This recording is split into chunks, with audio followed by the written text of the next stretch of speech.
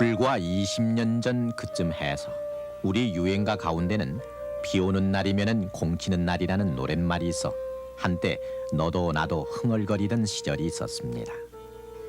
요즘 젊은이들에게는 아마 비가 오면은 등산을 못 가서 또는 무슨 좋은 행사를 못해 공을 치나 보다 그런 생각이 앞섰겠습니다만, 그러나 그 노랫말이 먹고 살 길을 찾아 막노동판에서 일을 하다가 비가 오는 날이면 그 막일마저도 못하게 된 심사를 읊던 타령이었던 것을 우리 모두는 이제 점점 잊어가고 있습니다.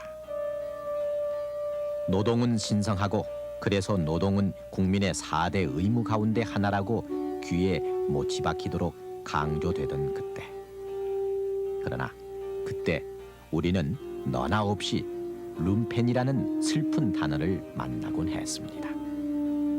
그 룸펜이라는 말의 본디 뜻이 독일어로 된 실업자였는데도 그저 방에서 할 일 없어 펜대나 굴리고 있다 해서 룸펜이라 하는구나 생각하던 그때,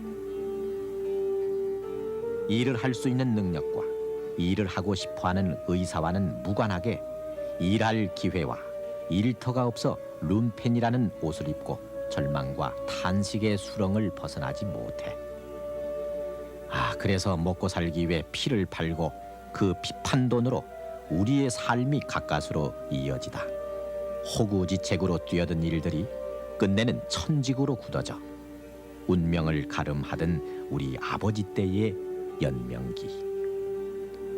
직장 구하기가 바로 하늘의 별 따기였던 취직전선에서 이력서에 국회의원 명함 한 장 끼워 구두창이 다 닳도록 뛰어다니던 공치던 룸펜 시절. 이제는 이순을 바라보는 늙은 아버지들의 손마디가 휘고 뭉개진 손톱은 그 룸펜 시절의 애달픈 흔적으로 비 오는 날이면 고통으로 아직 남아 있습니다.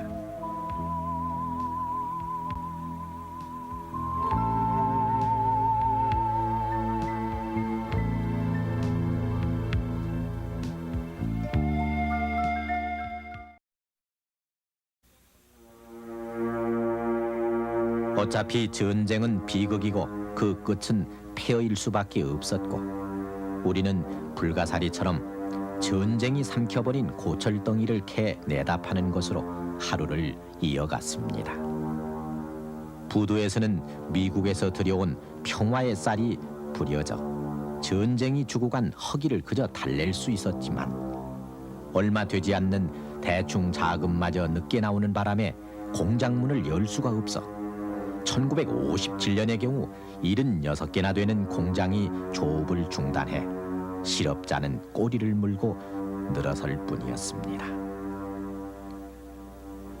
인재는 천재를 부른다던가 50년대 시작이 전쟁이라는 인재에서 시작됐고 그 1950년은 사라오 태풍이라는 천재로 마감했습니다.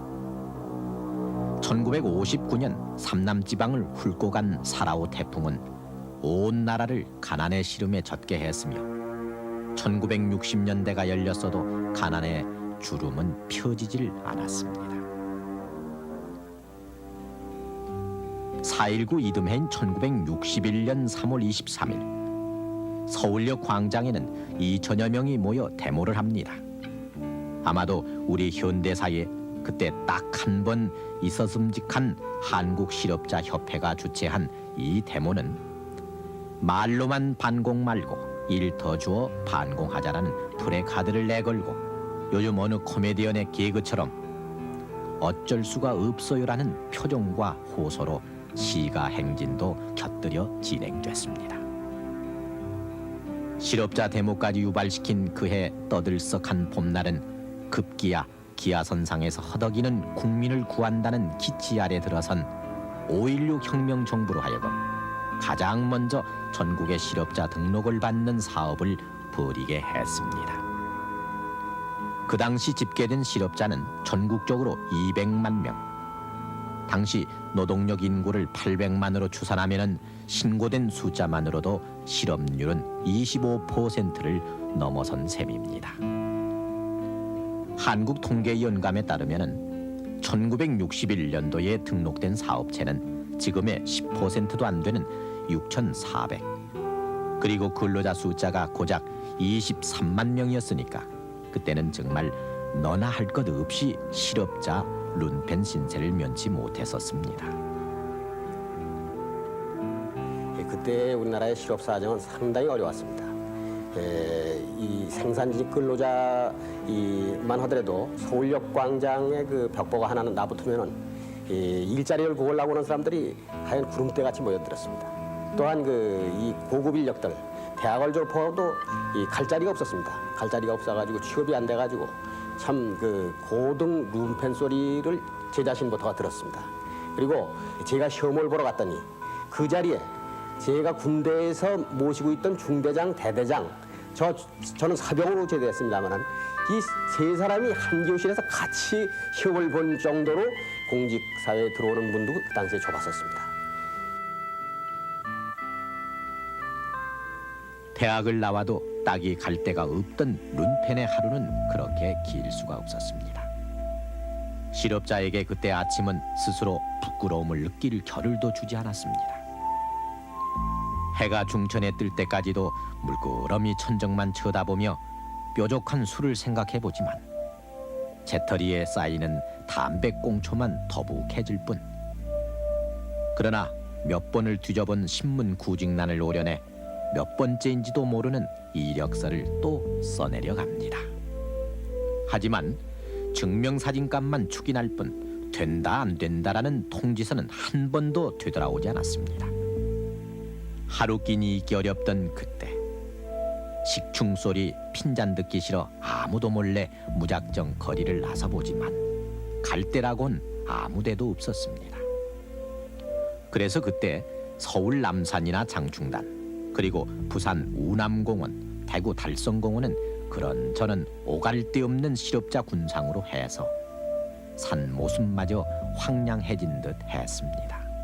당시 사회상의 그 비참한 것은 일로 말할 수가 없는 상태라고 생각이 됩니다. 무슨 파고다 공원이라든지 남산이라든지 이런 데를 가보면 요즘은 노인네들이 모여서 이렇게 담화를 즐기고 있습니다만은 그때는 모든 그 젊은 사람들, 일자리가 없는 사람들이 모여서 모여 있는 이러한 상태를 우리가 한두 번을 본 것이 아니고 그 사람들이 모두가 그 일할 자리가 없어서 직장이 없어서 하루를 그 무이루다가 지내는 이런 상태를 우리가 봐왔죠. 그리고는 정말 어쩌다가 피라도 한 번 팔아 지전 몇 푼이라도 생길라 치면은 끼니 챙겨놓고 나서는 곳이 변두리 삼류극장이었습니다. 실업자와 영화관, 그 참 어처구니 없는 인연은 룬펜들로 하여금 두세 편씩 동시 상영하는 영화의 대사를 외울 정도로 만들었고 꼭 그런 까닭만은 아니었지만은 1960년대 서울에서는 새로운 극장이 여기저기 생겨나기 시작해서 그 건축공사장이 실업자들의 일터를 마련해주는 아이러니도 굴러다니기도 했습니다. 요즘 인기가 가장 높다는 드라마 사랑과 야망에도 여주인공이 영화배우로 등장을 해서 드라마의 얘기를 흥미진진하게 풀어가고 있습니다만 영화와 극장붐이 한창이던 그때 배우라 하면은 인기나 돈벌이가 요즘과는 비교가 안 될 정도로 괜찮아 허기진 젊은 실업군들이 영화배우가 되겠노라고 충무로 배우학원으로 몰려 문전성시를 이뤘습니다. 그런가 하면은 10원 한 장으로 1,000원을 만들겠다는 일확천금의 기대가 룬펜들을 사로잡고 있어서 남산 오르는 길이나 골목마다엔 각종 야바육꾼들의 노름판이 성행했고 요즘이사 올림픽 복권 한 장 사는데도 남의 눈치를 살피는 판이지만은 당시 어느 은행이 판매하던 애국 복권 판매소 앞에는 끼니를 걸러가며 또는 피를 판 돈으로 복권을 사려는 가난한 인파들이 거리낌 없이 꼬리를 물고 있었습니다. 그때는 서울의 동쪽 끝이었던 성수동의 뚝섬 경마장. 그 경마장도 일찌감치 막권에 눈뜬 실업자들의 좋은 소일처였고 또 요즘도 제비족이니 무슨 족이니 해서 그런 사람들이 등장하고 있습니다마는 그 당시에도 무일푼 건달들이 미천안드는 댄스광으로 변신해 그늘진 사회 구석구석에서 기생하다가 혁명 정부의 된서리를 맡기도 했었습니다. 그러나 그런 얘기들은 절박한 실업자들에게는 한낱 우화였을 뿐이며 대부분 실업자들의 직업을 찾으려는 노력은 도적질만 아니라면 염치를 따질 계제가 아니었습니다. 가장 견디기 힘든 것은 평소에는 인사도 뜸하다가 취직 자리 부탁 때문에 친지를 만나야 하는 일이었습니다. 그렇지 않아도 어깨가 처지는 판인데 남의 큰 옷까지 빌려 입고 이력서를 쥔 채 넙죽 큰 절을 올리면 그래 요즘 어떻게 지내는가? 이런 말씀에 그저 그냥 놀고 있습니다가 고작 대답이었습니다. 그때 기어들어가던 그 목소리 그냥 놀고 있습니다. 이 말은 그때 우리들의 목젖을 태우는 소리였습니다. 그래 내 한번 알아보마. 어른의 그 말을 등 뒤로 담고 힘없이 나오던 우리 장년들의 형언할 수 없던 그 비탄. 뾰족한 기술도 없고 그야말로 비빌 언덕도 시원치 않던 룸펜들이 끝내 나서는 곳은 막노동판이었습니다. 그러나 아름아름해서 얻어진 막노동판도 감지덕지여서 이른 새벽부터 알루미늄 도시락을 든 실업자들의 행렬이 공사장 부근에 분주했었습니다. 막일을 한 번도 해보지 않던 사람이나 또는 무거운 벽돌이나 모래짐 지는 것이 이골이 난 사람일지라도 먹고 살기 위해선 어쩔 수 없던 일. 하루 일에 초주검이 된 몸을 끌고 공사판 부근 목로에서 막걸리 몇 사발 들이킬라 치면 몸과 마음은 갈피를 잡을 수 없을 정도로 만취되던 그때 우리들은 동네 어귀를 돌아서며 의뢰이 12냥 인생이니 억울하면 출세하라느니 하는 장타령을 목이 쉬도록 뽑아대곤 했습니다. 그렇게 해서 어깨가 짓무르고 손바닥에 굳은 살 100일 무렵 손에 쥐어진 이른바 보름치 간조 그나마 사흘치는 십장손에 깔려 있어도 어쩌지 못하고 맙니다. 서울은 그래서 늘 10,000원이었습니다. 누구 하나 일자리 마련해 놓고 기다리는 사람 없던 그때 아무도 없는 서울. 그 서울 어디엔가 올망졸망 식구들을 기다리게 해놓고 지게나 리어카를 부리면서 모은 돈으로 왕십리나 청량리쯤에서 마부 일품을 산 사람도 꽤나 이릅니다. 그 이름난 털털한 배우 고 김승호가 아들 신용준의 고시 합격을 입해 억척스레 마부 노릇을 하며 살아간 얘기로 우리가 눈물 흘리던 때가 그러나 불과 20년 전일 뿐입니다. 그때 머리 노동자인 이른바 화이트 칼라들이 취직을 위해 몰려드는 곳은 은행이나 신문사가 최고의 인기를 끌었고 상과대학 나온 사람들이 한 번은 두드리는 곳은 경성방직이나 한국전력, 호남비료 같은 곳으로 100몇 대 1, 심하면은 몇백 대 1의 경쟁률을 보이는 것이 보통이었습니다. 그 당시에 취업이 아주 잘 됐다 하는 사람들은 말이죠. 금융기관에 은행에 취업이 됐다든가 또는 학교에 교직원으로서 나갔다든가 그리고 또 이제 국가공무원이나 지방공무원에 가는 경우요. 그 이외의 경우에는 대다수가 그 기업체라는 것은 형편이 없어서 오늘날 한국전력이라나 몇 군데밖에 없었습니다.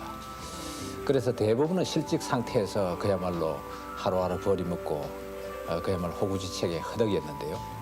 그것은 오늘날 대기업이 주로 자기 실력으로 뽑는 경우하고는 너무나 차이가 있죠.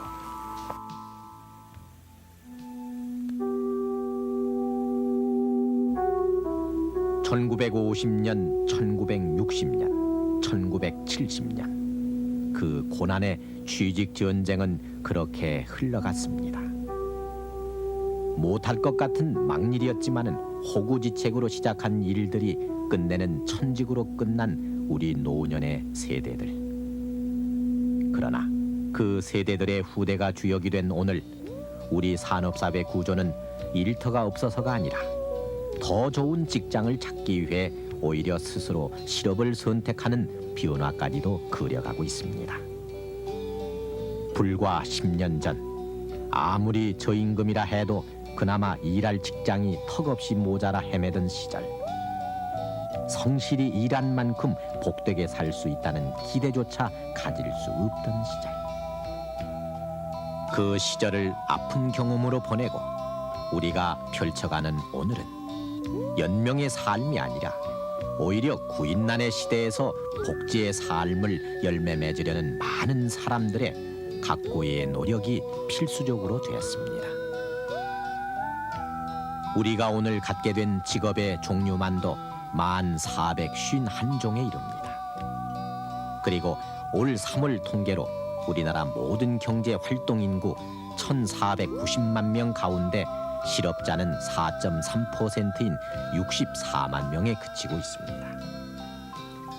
불과 10년 사이에 엄청나게 변모한 우리의 이 근로 환경과 근로 조건, 그리고 근로 의식은 황폐한 50년대, 방황하던 60년대, 경제성장 일변도의 70년대를 보내면서 개인과 국가의 복지가 동시에 추구하는 근로의 소중함에 대한 80년대 체득에서 비롯된 것입니다.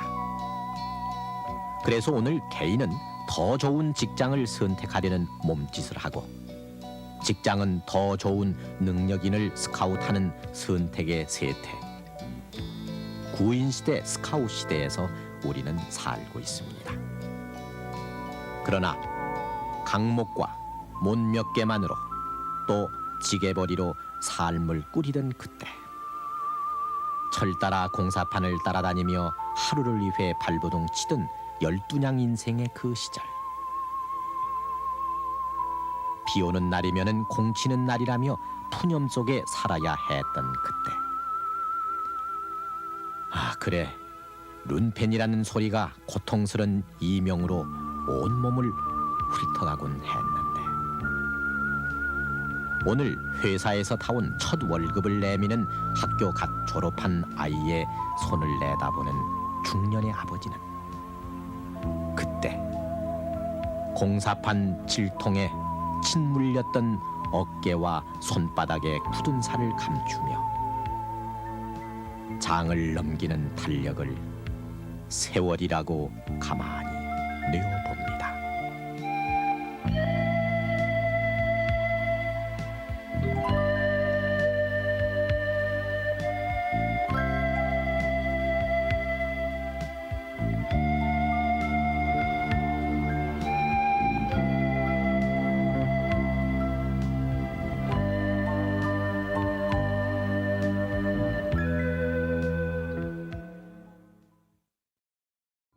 (4월)